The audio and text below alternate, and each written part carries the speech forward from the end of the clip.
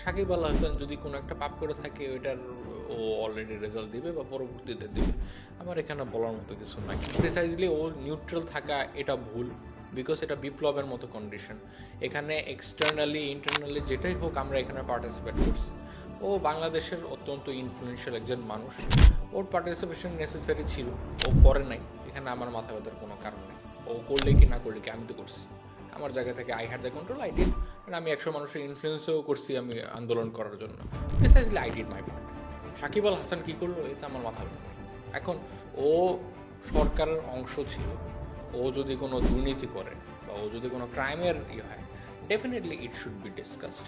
ও যদি পাবলিকলি একটা ক্রাইমের সদস্য হয় বা ক্রাইমের মধ্যে পড়ে, ডেফিনেটলি ওর পানিশমেন্ট হওয়া উচিত। ওর ওই জায়গা থেকে কমপ্লিটলি লয়ের এগেনস্টে তো ওর কেউ না, দুনিয়ার ন্যাচারের এগেনস্টে।